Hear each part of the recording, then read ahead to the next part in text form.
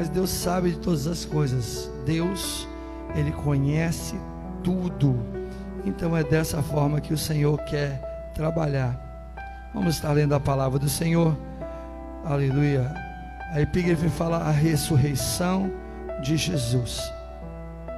E diz assim a palavra do Senhor: e no fim do sábado, quando já despontava o primeiro dia da semana, Mateus 28, a partir do verso 1, Maria Madalena e a outra Maria foram ver o sepulcro. E eis que houveram um grande terremoto, porque um anjo do Senhor, descendo do céu, chegou removendo a pedra e sentou-se sobre ela. E o seu aspecto era como um relâmpago, e as suas vestes brancas como a neve. E os guardas, com medo dele, ficaram muito assombrados, como que mortos. Mas o anjo respondendo disse às mulheres: não tenhais medo, porque eu sei a quem buscais, a Jesus que foi crucificado. Ele não está aqui, porque já ressuscitou, como tinha dito. Vinde, fala todo mundo junto comigo, vinde e vede o lugar onde o Senhor jazia. Podemos assentar. Meus amados, essa é uma mensagem que Deus, Ele chama duas mulheres. Se nós formos analisar o contexto que se vivia, as mulheres naquela época não eram valorizadas. Se hoje acontece muitas dificuldades, pode ter certeza, lá no passado era muito pior. E eu acho lindo como Deus, Ele vai fazendo obra na vida de algumas pessoas. E a Bíblia é caprichosa em dizer que uma dessas pessoas era Maria Madalena, uma mulher que antes era possuída por demônios, uma mulher que vivia cheia de espíritos malignos sobre a vida dela, mas agora transformada, modificada. E ao longo da trajetória de Jesus, da sua pregação do Evangelho, Jesus pregou o Evangelho a muitos, e muitos creram na sua palavra, muitos receberam a palavra, e a palavra já tinha sido dita lá em Isaías, já havia sido profetizado, que de uma mulher nasceria aquele que pisaria a cabeça da serpente, que esmagaria a cabeça da serpente. E o que é uma coisa muito linda, querido, é que na verdade a mulher, ela acabou perdendo o seu valor. Mas por que a mulher perdeu tanto o seu valor, principalmente à vista do povo judeu? Por causa do que acontecera com a nossa irmã Eva. Eva, ela acabou pregando uma mensagem que não vinha do Senhor. Ela acabou pregando uma mensagem errada para o seu esposo Adão, e o mesmo provou também do fruto, e ele acabou pecando, e os dois foram expulsos do jardim do Éden. Mas o que Deus faz? Deus chega lá no jardim do Éden e promete para a mulher: e colocarei inimizade entre tu e a serpente, e ela te ferirá o calcanhar, porém tu esmagará a cabeça. Porque da semente da mulher, da semente daquela que agora era desacreditada, nasceria o Nazareno, o Jesus Cristo, que nasceu, viveu. Diz a palavra do Senhor no livro de João, capítulo 1, verso 1, que no princípio era o verbo, e o verbo era Deus, e o verbo estava com Deus, e sem ele nada do que foi feito se fez. Ou seja, Jesus era o verbo encarnado. E quem é o verbo encarnado? Era o próprio Deus. Ele estava no princípio, lá na fundação do mundo. Mas o plano de salvação, Deus foi arquiteto desse plano para salvar a vida do homem, a minha vida e a tua vida. E o que Deus fez? Ele pegou, Jesus veio para morrer, para viver esse plano, para executar esse plano do Senhor, para viver como homem, para sofrer como homem, para passar por tudo que eu e você passamos. Porque se ele não fosse homem na sua totalidade, Jesus Cristo era 100% homem, mas também 100% Deus. Porque se ele não passasse por todos os problemas que você passa, ele não poderia enxergar os problemas que você passa e você se manifestar como ele. Ele não sabe o problema que você tem, porque diz a palavra do nosso Deus, e diz da seguinte forma, que em tudo ele foi tentado. Em tudo. Imagine um problema que você tenha e que acontece uma tentação na sua vida. Jesus foi tentado, porque diz a palavra, ela é bem direta e caprichosa em dizer que em tudo. E o que acontece? Jesus Cristo morreu, mas ele não ficou no túmulo como ficou Buda. Ele não ficou no túmulo como ficou Maomé. Ele não ficou no túmulo como ficou Allan Kardec. Ele ressuscitou ao terceiro dia. E aquelas mulheres chegaram exatamente naquele momento. Mas por que mulheres? Nesse momento Deus ele vem restaurar a credibilidade. Você imagina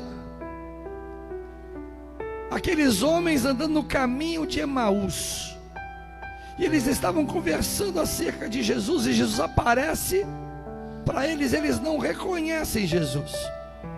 E lá eles comentam, falaram que ele ia ressuscitar, mas algumas mulheres falaram que eles, para você ver o descrédito que a mulher tinha naquela época. Mas o que Deus faz? Deus manda Jesus, e Jesus nasce de uma mulher. Quando chega ao túmulo,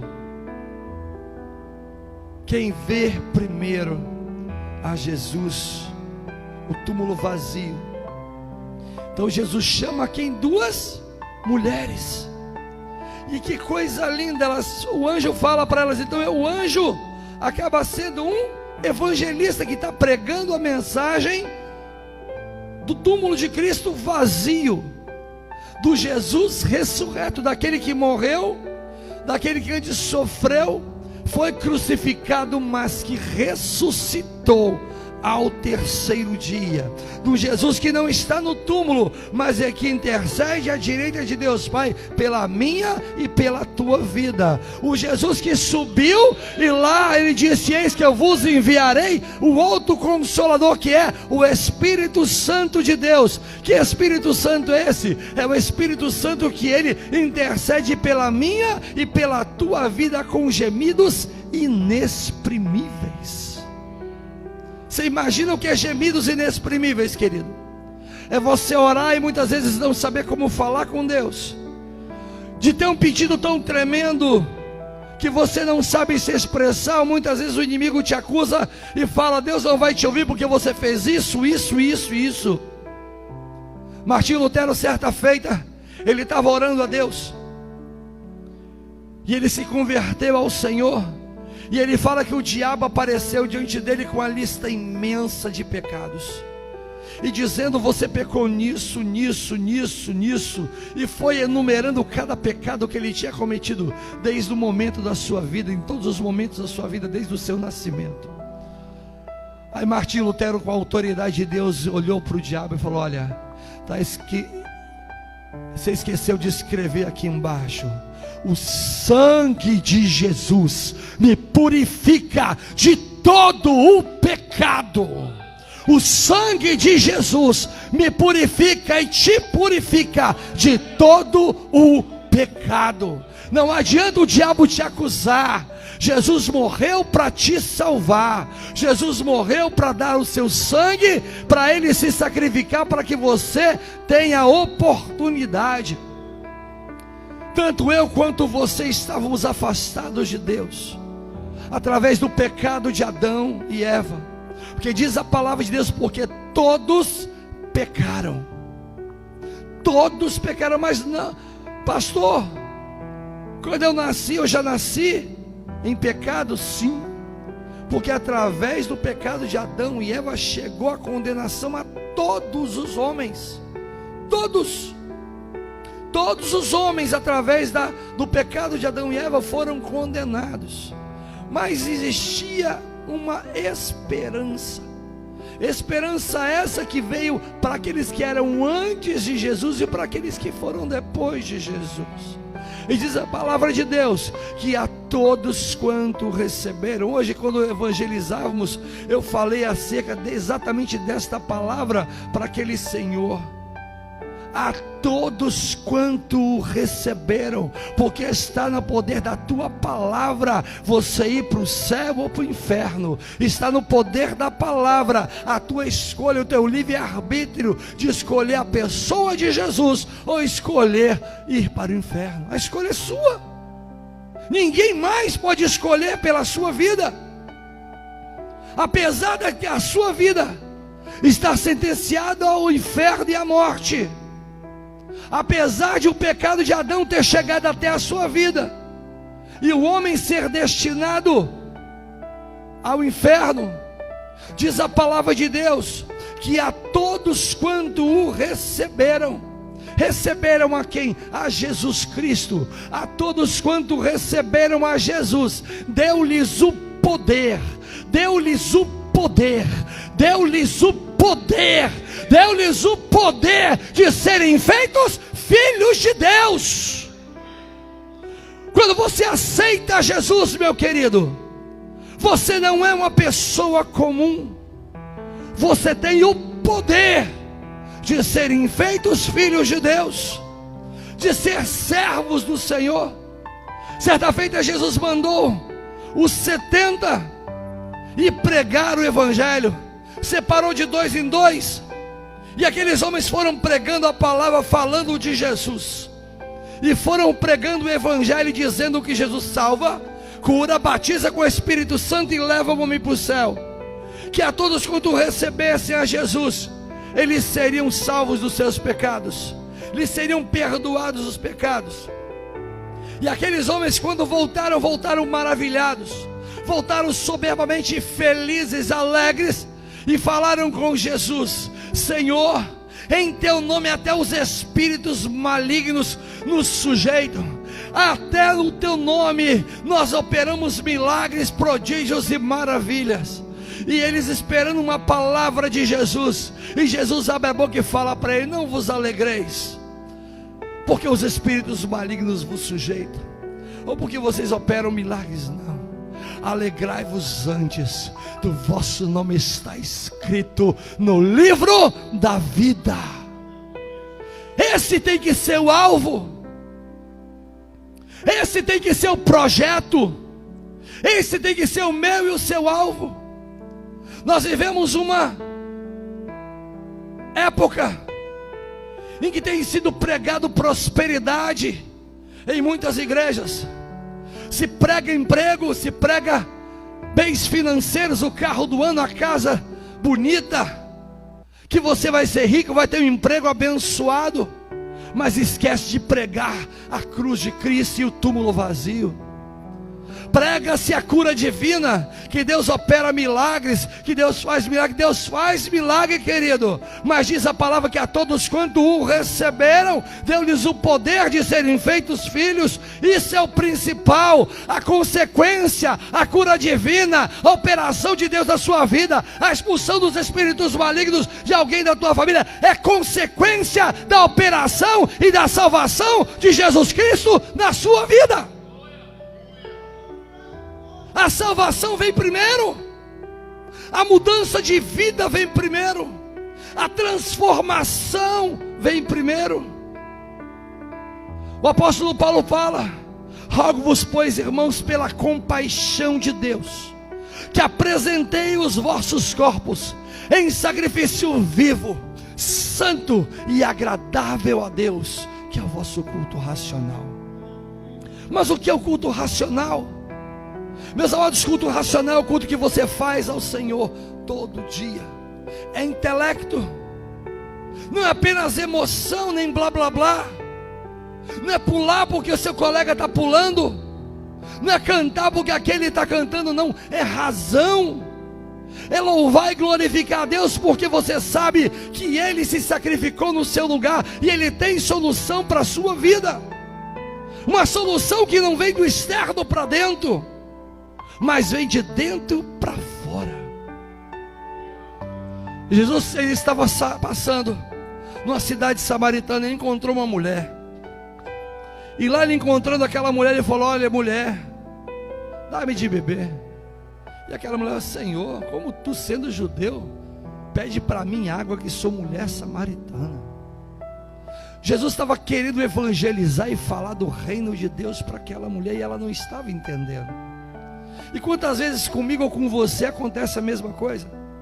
Jesus quer falar da palavra dele, quer falar que ele salva, cura, que ele opera milagre na sua vida, e nós não entendemos.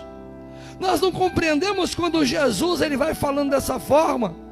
Aí Jesus pega e muda a conversa com aquela mulher. Jesus pega, olha para ela e fala assim: cadê o teu marido? A coisa mudou de figura, aquela mulher ficou meio esbranquiçada, ficou meio gaga. Ela falou: não tenho marido. Jesus falou: disseste bem, porque tiveste 7, o que tens agora não é teu. Mas pastor, o que isso está querendo dizer com isso? É que muitas vezes Jesus fala para mim, para você, para a sua vida, que Ele quer operar milagres, Ele quer te salvar, e nós não entendemos. Só quando Jesus usa uma palavra mais dura, uma palavra impactante, ou muitas vezes trabalha na saúde de alguém da nossa família, ou uma cura impossível aos nossos olhos, aí a gente acaba querendo se voltar um pouco para Jesus. Mas seria tão mais fácil se nós pegássemos e fôssemos para Jesus no momento que Ele fala: dá-me de beber.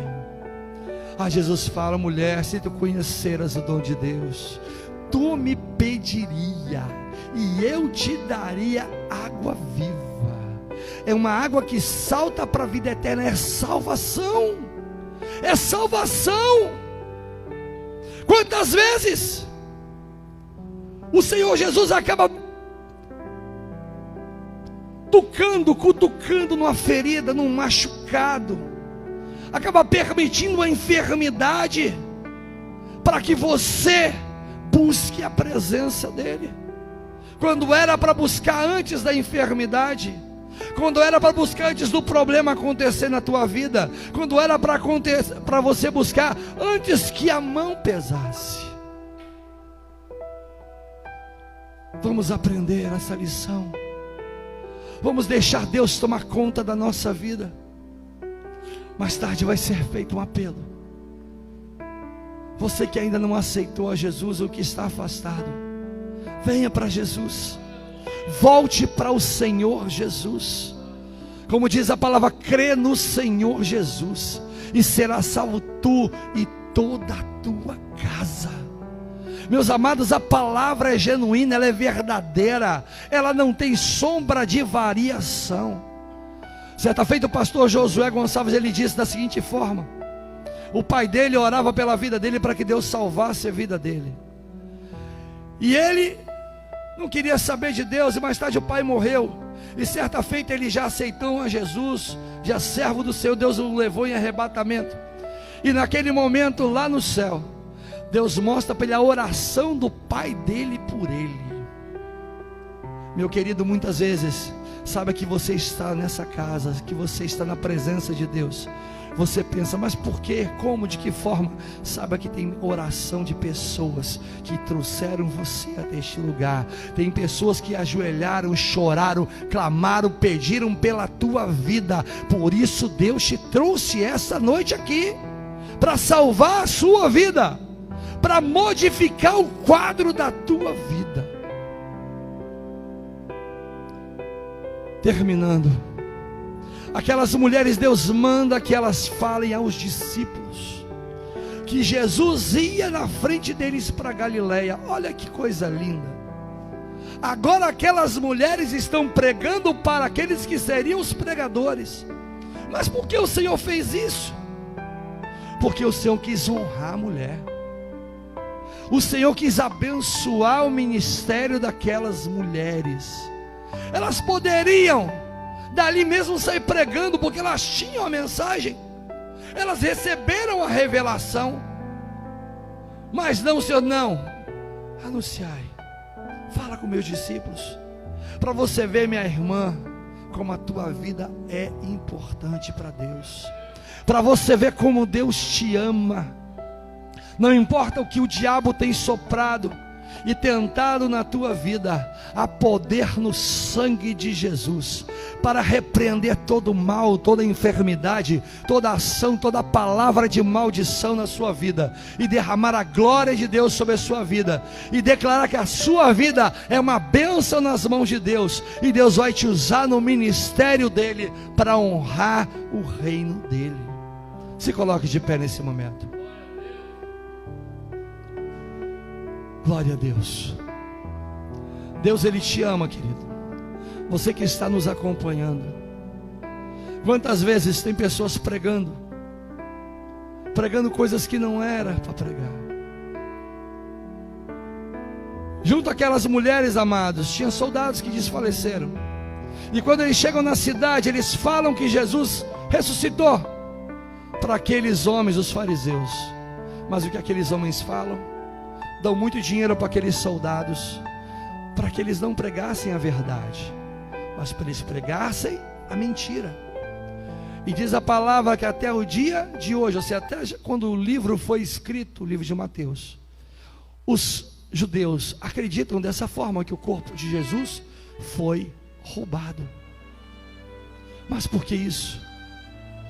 Meu amado, enquanto você tem que pregar a verdade de Cristo, tem grupos aí, grupos que defendem bandeira de homossexualismo, que defendem a bandeira deles.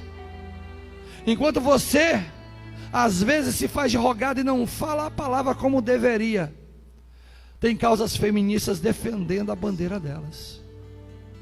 Tem partidos comunistas que defendem a bandeira deles, que é a descrédito a Deus, o ateísmo.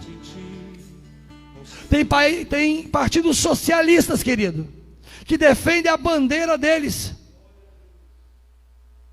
E nós, muitas vezes, nós somos protestantes. Protestante é aquele que protesta. Protestar contra o que, querido? Contra o pecado, contra o diabo, contra o inferno, contra a vida se perder nas drogas, contra aquela pessoa que está caminhando a passos largos para o inferno. Hoje Deus tem chamado soldados para pregar a palavra de Deus a tempo e fora de tempo. Não interessa aonde quer que seja, quer seja numa partida de futebol, quer seja na sua casa, quer seja na pracinha, quer seja na escola, onde você quiser, onde você puder, na tua faculdade, ou se você quiser no meio da rua, ou se você quiser nas redes sociais, mas pregue a Jesus Cristo, como essas mulheres falaram para os discípulos. Pregue a Jesus na sua família, pregue a Jesus a tempo e fora de tempo, porque Jesus está voltando. Jesus está voltando. No início do culto, o irmão Jonas leu acerca, que fala da vara que produz fruto e da vara que não produz. Olha que coisa terrível, querido. E diz a palavra que aquela vara que não produz fruto, ela é arrancada e jogada no fogo. Ou seja, o nosso não trabalhar para Deus, o nosso não fazer a obra, a nossa indisposição de pregar Jesus, pode implicar na perda da nossa salvação.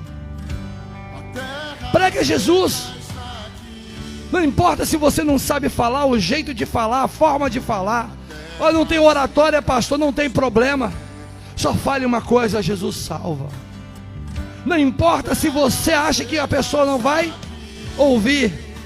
O louvor que eu e a missionária Rosalba louvamos agora há pouco.